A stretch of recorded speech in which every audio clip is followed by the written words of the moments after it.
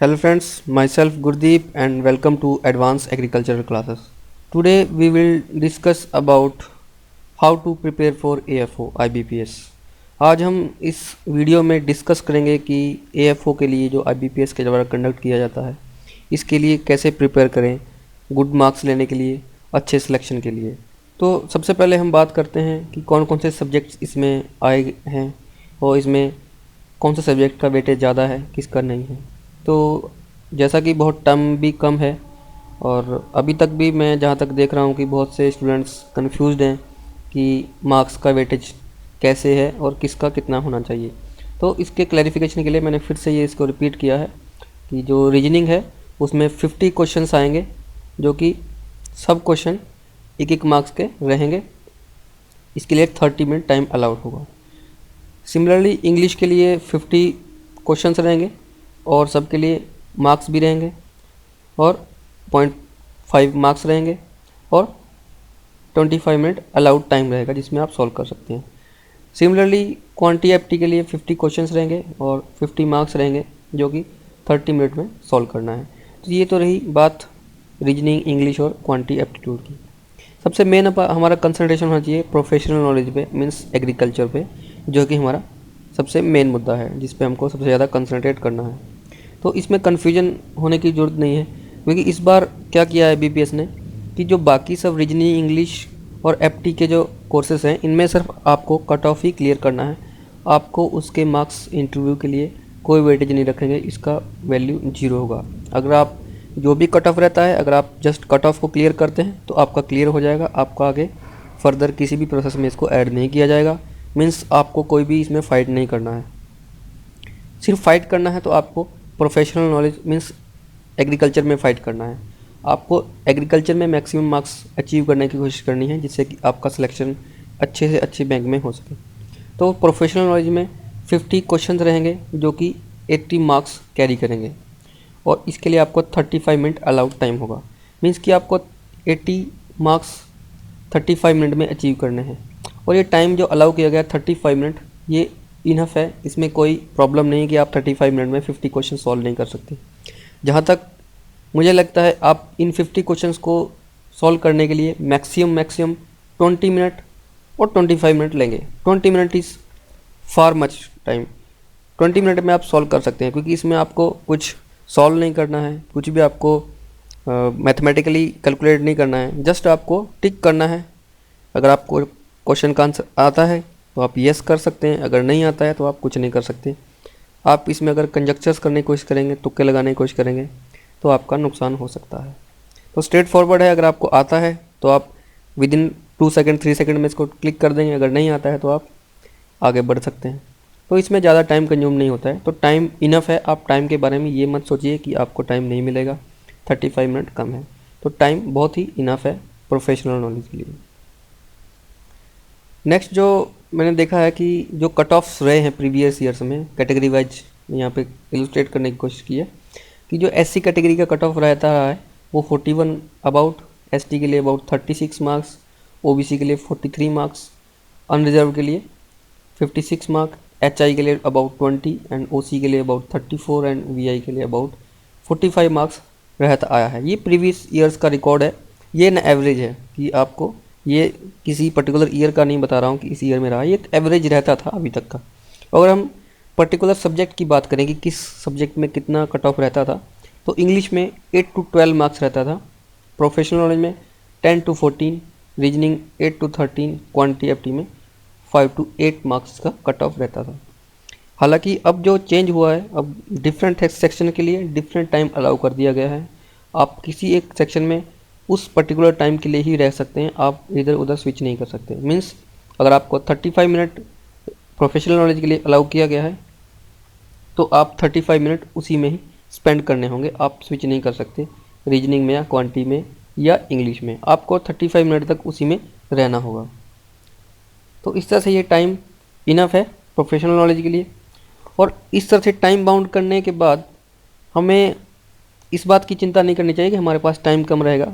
ये इस एक प्लस पॉइंट भी हो सकता है कि हम कंफ्यूज नहीं होंगे कि हमको पहले रीजनिंग करना है या क्वांटिटी करना है या प्रोफेशनल हमारा छूट गया है इसमें तो हम इसमें स्विच करें, हमारा रीजनिंग छूट गया हम क्वांटिटी में जाएं।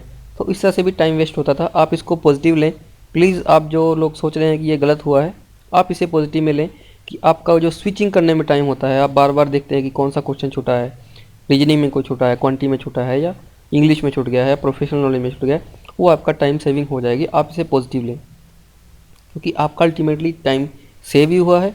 आपको अल्टीमेटली 30 मिनट, 35 मिनट, 25 मिनट जितना भी अलाउड है आपको उतना स्पेंड करना ही है। तो आप एक तरफ आके स्पेंड कर सकते हैं। और जैसे कि ये अलग अलग हुआ है तो इसमें कट ऑफ में ज़्यादा वेरिएशन आने की संभावना नहीं है, क्योंकि एन एवरेज जो आदमी है, स्टूडेंट्स हैं, इतना ही टाइम लेके चलते हैं कि हमको 25 टू 30 मिनट क्वांटी में, 25 टू 30 मिनट रीजनिंग में, 20 मिनट इंग्लिश में लोग थोड़ा कम देते हैं, और प्रोफेशनल नॉलेज में तो वैसे भी स्टूडेंट्स इतना ही टाइम बाउंड लेके चलते हैं जो कि अब फिक्स कर दिया गया है। तो इसमें कोई घबराने की बात नहीं है, सेम ही बात है। कट ऑफ्स में ज़्यादा डिफरेंस नहीं रहेगा। तो जैसे कि ये 8 टू 12 वेरी कर रहा है, 10 टू 14 कर रहा है, 8 टू 13 कर रहा है, 5 टू 8 कर रहा है, तो आप इन तीनों में सोचें कि आपको 15 मार्क्स लेके आना है। अगर आप 50 मार्क्स ले आते हैं, अगर आपका टारगेट मिनिमम 15 है, तो आप सेफ जोन में रहेंगे, आपको कोई प्रॉब्लम नहीं होगी, आपका इजीली सिलेक्शन हो जाएगा, आप कट ऑफ क्लियर कर लेंगे। और लेकिन इसमें तो सिर्फ कट ऑफ की बात है, ये तो है नहीं कि हमको टॉप करना है क्वांटिटी एप्टी में, तो मिनिमम की बात नहीं है। तो आप इसमें 15 मार्क्स भी लाएंगे तो आपके लिए इनफ है तीनों के लिए। तो सबसे मेन हमको कंसंट्रेशन करना है प्रोफेशनल नॉलेज पे। प्रोफेशनल नॉलेज पे हमको मेनली कंसंट्रेट करना है कि इसका हमको कट ऑफ क्लियर ही नहीं करना है, इसका हमको मैक्सिमम से मैक्सिमम मार्क्स अचीव करना है। तो 10 टू 14 अगर कट ऑफ रहता है, 10 टू 14 की आप बिल्कुल लोएस्ट में हैं, तो अगर आप सेफ जोन में रहना चाहते हैं कि आपको अगर मिनिमम अच्छा बैंक चाहिए, आप अच्छे तैयारी कर रहे हैं, तो आप मिनिमम 40 टू 50 मार्क्स अचीव करने की टारगेट रखें कि आपको 40 टू 50 मार्क्स इसमें लाना ही है। तो आप सोचेंगे कि आप बिल्कुल सेफ जोन में हैं। हालांकि अगर हम प्रोफेशनल नॉलेज की बात करें तो इसमें भी कट ऑफ जहाँ तक लगता है 20 से ऊपर नहीं जाएगा, 20 मार्क्स से ऊपर। लेकिन अगर आप 40 टू 50 और इवन 60 मार्क्स लाते हैं, आप सेफ जोन में हैं, आपको कोई भी हिला नहीं सकता है वहाँ से। तो आप 40 टू 60 के बीच में अपना टारगेट रखिए कि आपको 40 टू 60 मार्क्स लाने ही हैं किसी हाल में भी, तो आप एकदम सेफ जोन में हैं। तो इसके बाद बात करते हैं हम सिलेबस की। तो जैसे सिलेबस को हमने लगभग 18 पार्ट्स में डिवाइड किया है, जो कि मेजर इसके कंपोनेंट्स हैं, मेजर सिलेबस पार्ट्स हैं। तो अगर हम इन 18 पार्ट्स में से भी देखें कि हर क्वेश्चन को 50 क्वेश्चन है, अबाउट 3 टू 4 क्वेश्चन सब टॉपिक से आते हैं। ये मैंने 17 टॉपिक्स डिसाइड किए हैं जिसमें से मेजर पोर्शन कवर होता है। तो इन 70 में से अगर हम देखें तो मैक्सिमम 3 टू 4 या कम ज़्यादा, किसी में 5 हो गया तो किसी में 2, किसी में 3 हो जाएगा। तो मिनिमम एवरेज लेके चलेंगे 3 से 4 क्वेश्चन सब में आते हैं हर एक टॉपिक से। तो आप ये मत सोच के चलें कि आप ये पोर्शन स्किप कर सकते हैं, आप ये सिर्फ ये पढ़ सकते हैं।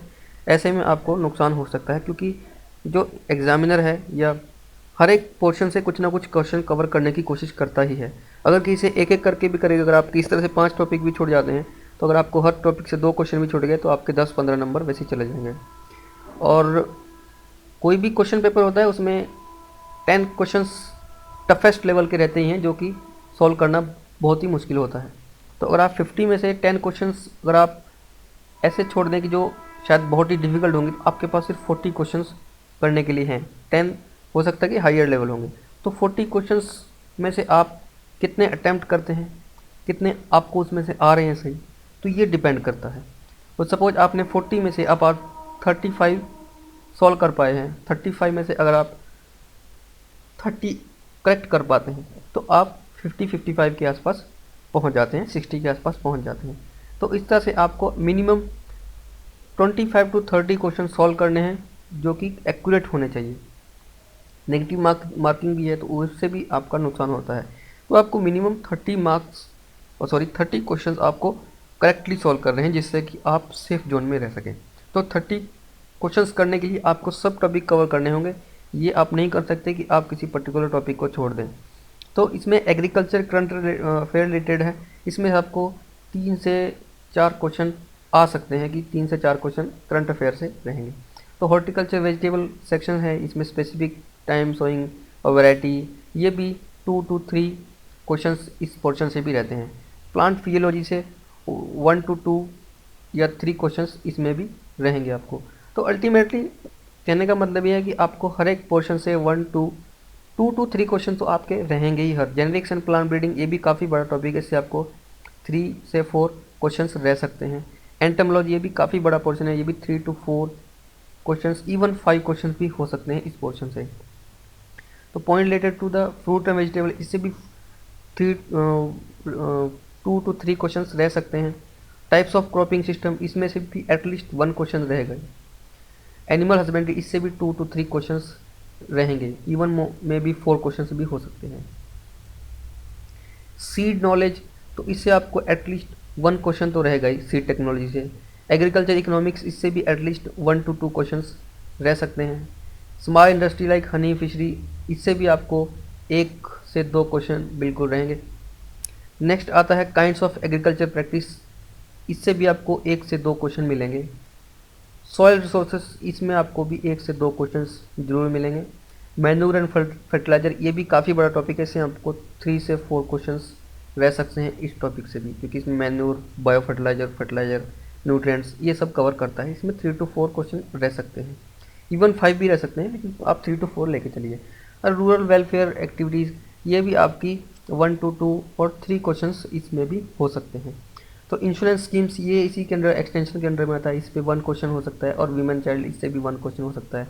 तो इस तरह से करके आपको हर एक पोर्शन से 1 to 3 क्वेश्चन तक रहेंगे। आप कोई भी ऐसा स्किप करने की कोशिश ना करें कि आप इस पोर्शन को स्किप कर दें और आप नेक्स्ट में अच्छा अचीव कर सकते हैं, क्योंकि ऐसा कोई फिक्स नहीं है कि इस टॉपिक से आप छोड़ेंगे तो आपको उससे फ़ायदा मिलने वाला है। तो प्लीज़ आप कोई भी पोर्शन स्किप ना करें, भले ही आप कम पढ़ें, लेकिन हर एक टॉपिक को एक बार कवर जरूर करके जाएं, जिससे कि कुछ ना कुछ आप सॉल्व कर पाएँ, कुछ ना कुछ आप टच जरूर कर पाएँ। सो आई होप कि आपको ये बात समझ में आ गई होगी कि आप आसानी से कैसे क्लैरिफाई कर सकते हैं। मिनिमम आप 40 to 50 मार्क्स का टारगेट रखिए, मीन्स आपको 25 क्वेश्चंस एटलीस्ट आपको सही करने, आप एकदम सेफ जोन में रहने के लिए।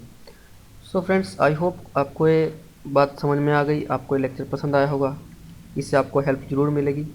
अगर आपको ये सब मेरे लेक्चर्स पसंद आ रहे हैं तो प्लीज़ आप लाइक करते रहें, शेयर करते रहें, और अपनी डिफ़िकल्टी ज़रूर कमेंट करें नीचे, जिससे कि हम उसमें इम्प्रूवमेंट कर सकें। आप अपने फ्रेंड्स में भी शेयर करिए, जिससे उनको भी हेल्प हो सके। जितना भी आप किसी की हेल्प कर सकते हैं, आपको भी उतनी ही हेल्प मिलेगी, आपको कहीं ना कहीं उससे फ़ायदा ज़रूर होगा। तो प्लीज़ आप जितना दूसरों के लिए करेंगे, आपके लिए उतना ही कोई ना कोई करने के लिए आगे तैयार रहेगा। So hope for the best, all the best for all of you. अच्छे से प्रिपेयर करिए। Thank you for watching.